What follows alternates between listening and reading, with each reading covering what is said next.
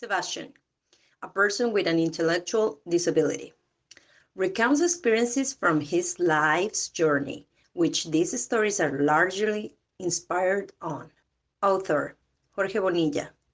Collaboration, Isabel Sousa. Translation, Pontifical Catholic University. Linguistics Career, Translation Center. Direction, Jorge Luis Banet Ponce. Coordination, Natali Penaloza Poma. Recording, Joan Quevedo and Luis Orbe.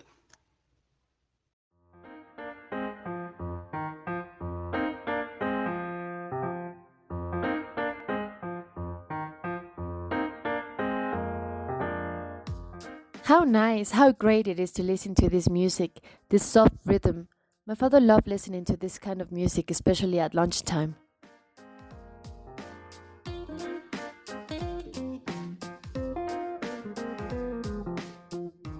I didn't really like it as much as I do now. In the end, it took me almost 20 minutes to talk to my brother. He was really worried about me. I told him that I already had dinner. The lady that helped us and prepared the food left everything ready as always. I do the easiest things. I open the door of the microwave, I set the time for the machine to heat my dinner, and that's it.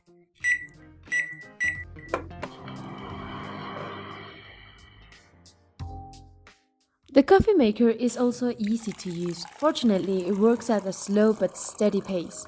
I serve myself the food for the night.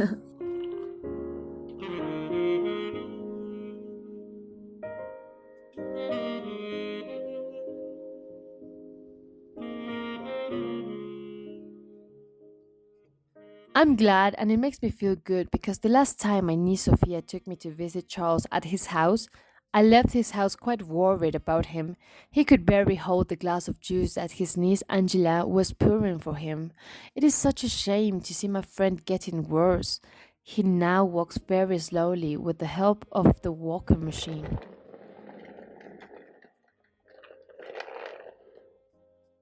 I think that Walker truly helps him. Recently, his family bought him one made of a very light material. It seems to be all made of aluminium. Yes, I have a pending call with Charles, and I wonder what has become of Santiago.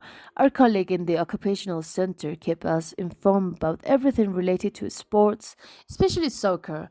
His nephew was a sports commentator. That will try to win this match, this derby of Catalonia against Espanyol. I am going to write down in my agenda everything I have to do. My nephew Philip brought me this agenda in December. He gave it to me as a gift. My little one is doing pretty good for himself. The boy benefits from his parents' efforts quite well. Caroline, my sister, and Peter, my brother in law, are already old. They can hardly come to visit me, but every 15 days they call me on the phone, always on the cell phone. Always.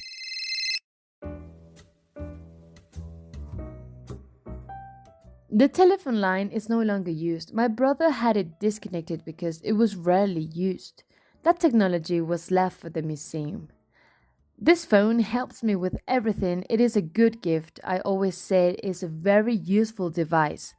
My brother knows best and gets me what actually helps. Now I can control the TV, the backyard lights, and who knows what else with this little device.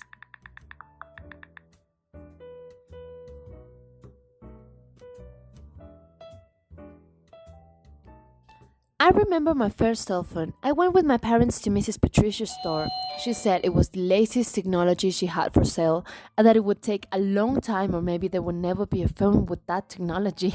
She was so wrong. If she was alive, I would take it there for her to look at. It is a huge support for me. It also has GPS. With that, my brother knows where I am. Yes, sir.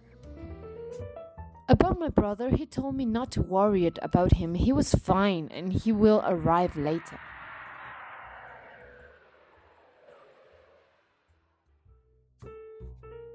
Meanwhile, I prepared the clothes that I will wear tomorrow. I must attend to Dr. Matt's appointment. She is a neurologist. She was a great help the last time I had severe headaches.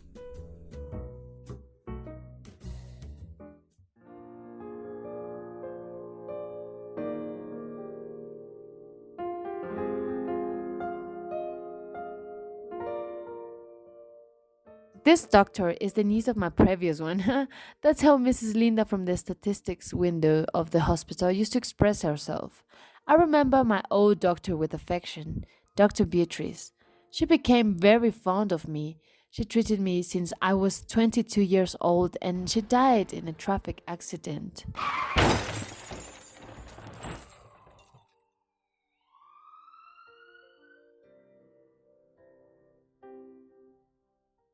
That is what her niece told me in the waiting room of her office.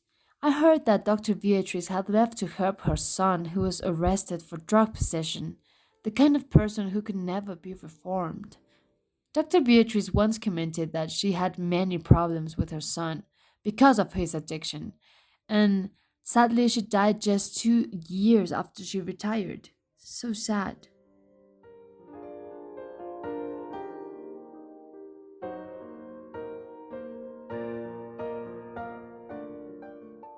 Now go to bed. I put in the eye drops. I have taken the pills. These little boxes are very useful. They have like a little dispenser which helps me to take the exact right number of pills prescribed by young Dr. Matz. Today was just another day, and I thank God for finishing it without eventful news. Now it's time to sleep. Bye bye.